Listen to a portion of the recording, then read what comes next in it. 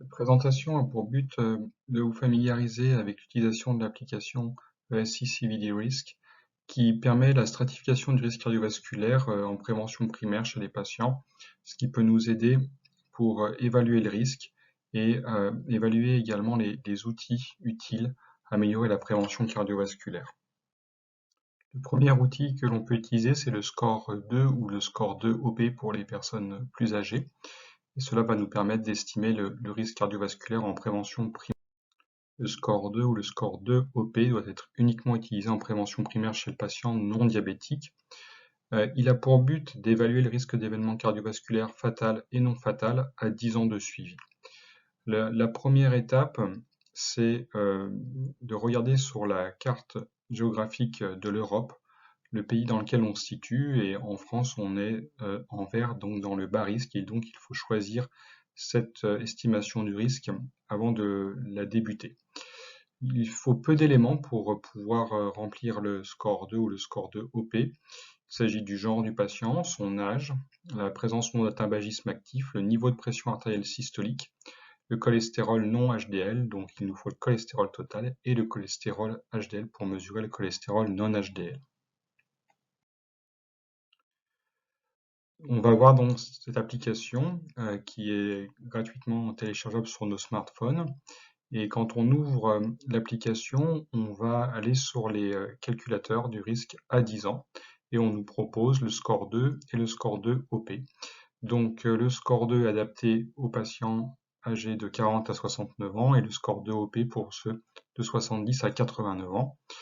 On exclut les diabétiques, on exclut également les dyslipidémies familiales et les néphropathies significatives, c'est-à-dire un patient qui est protéinurique ou qui est microalbuminurique avec un débit de filtration à moins de 60 ml par minute ou qui a un débit de filtration à moins de 45 ml par minute.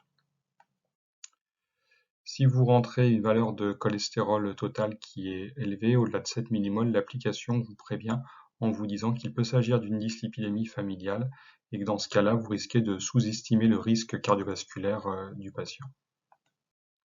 Donc voilà, on va lancer l'application et on va remplir en direct les caractéristiques d'un homme de 48 ans, fumeur, qui a un niveau de pression artérielle systolique à 149 mm de mercure à la consultation.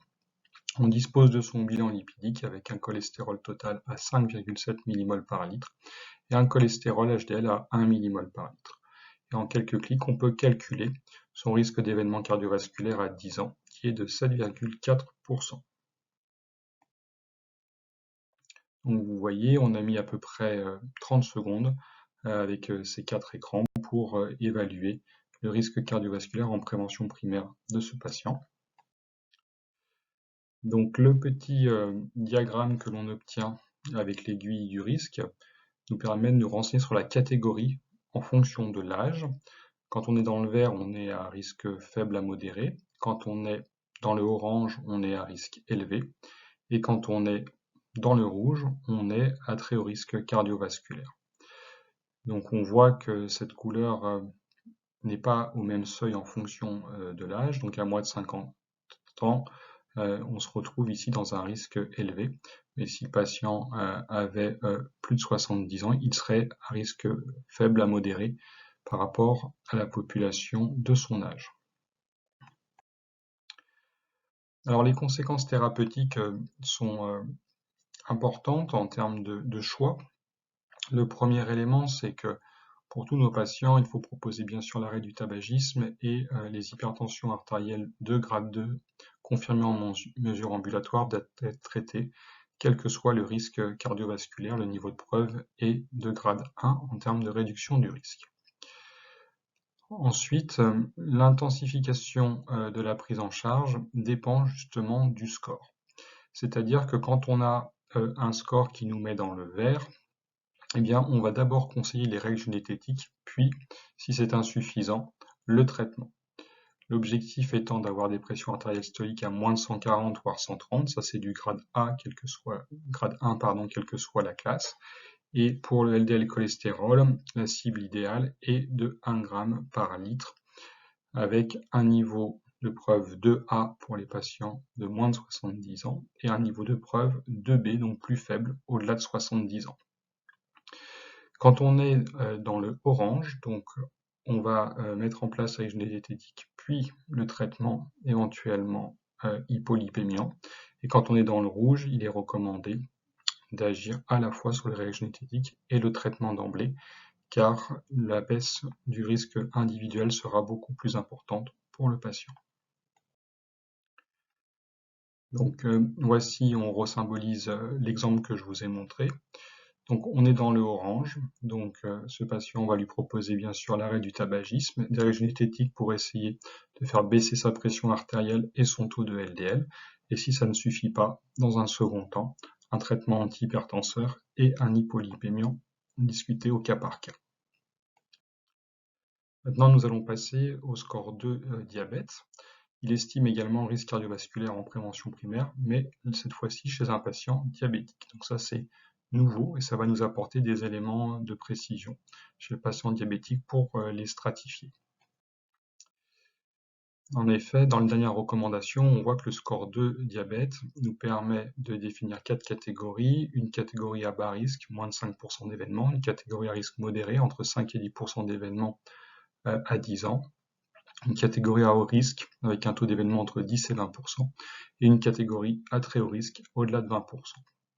Il faut noter qu'on exclut bien sûr tous les patients en prévention secondaire et ceux qui ont une néphropathie significative ou une association de 3 atteintes microvasculaires, rétinopathie, plus microalbuminurie, plus neuropathie.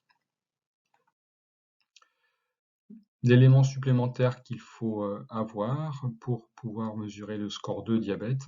En plus des éléments habituels, il faut le début du diabète, le débit de filtration glomérulaire et l'hémoglobine glyquée. Avec ces éléments, on va pouvoir utiliser l'application. On va utiliser l'application de nouveau, donc cette fois par contre on va choisir le score 2 diabète. On va rentrer les caractéristiques de la patiente, donc une femme de 67 ans, dont l'âge du début du diabète était de 55 ans. Elle est non fumeuse. On passe à l'écran suivant. On voit son niveau de pression artérielle systolique, 147 mm de mercure. Le cholestérol total, 6 mmol. Le cholestérol HDL, 1 mmol. On déroule l'écran pour mettre son hémoglobine glyquée à 8,3%.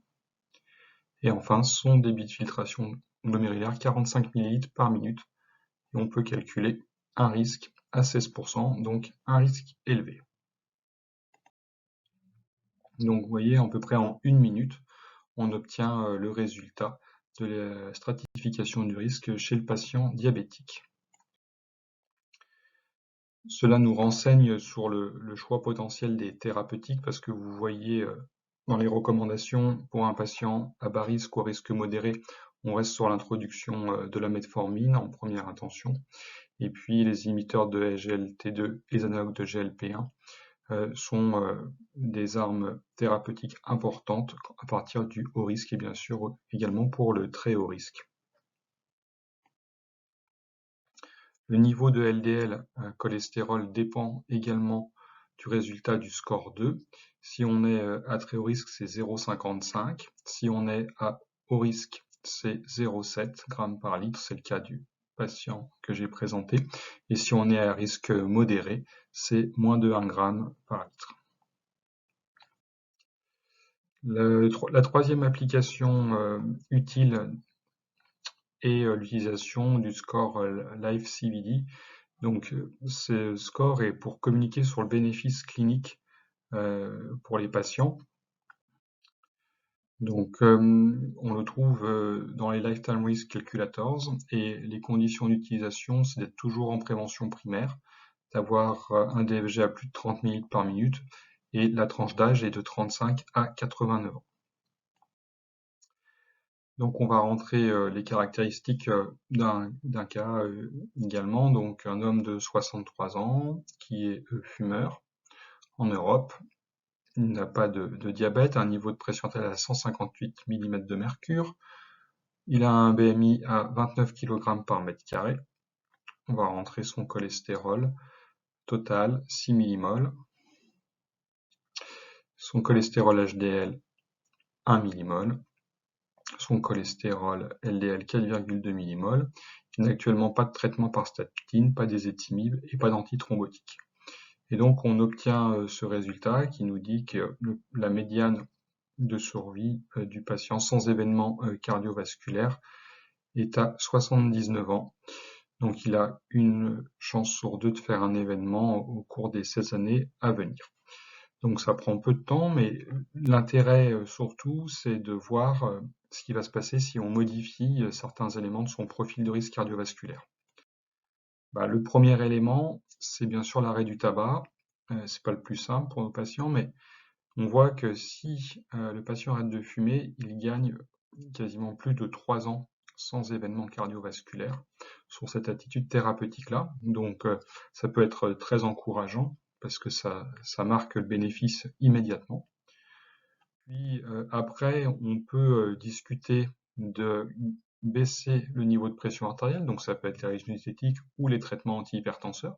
Vous voyez, là on gagne quasiment encore 1 an de plus par rapport à l'arrêt du tabac si on lui met une cible à moins de 140 mm de mercure. On peut également l'évaluer si on baisse davantage à 120 mm de mercure. Et puis après, on peut utiliser de nouveau pour rajouter des traitements hypolipémiants, et si on lui met une faible dose de statine à ce patient, on gagne quasiment 6 mois sans événement cardiovasculaire de plus. Et puis si on met une statine à haute intensité avec de l'ézetimibe, on gagne encore 6 mois de plus.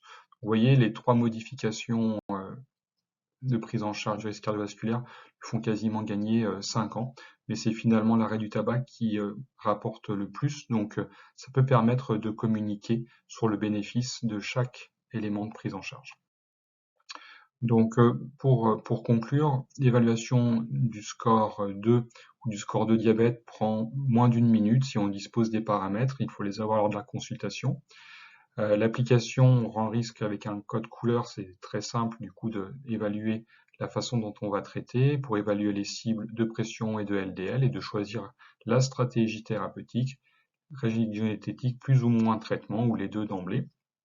Et le score Life-CVD, lui, il permet une indication thérapeutique assez rapide, en moins de 5 minutes. On peut donner les objectifs pour notre patient, les moyens d'y arriver et de proposer un effort graduel à chaque étape de sa prise en charge. Je vous remercie de votre attention.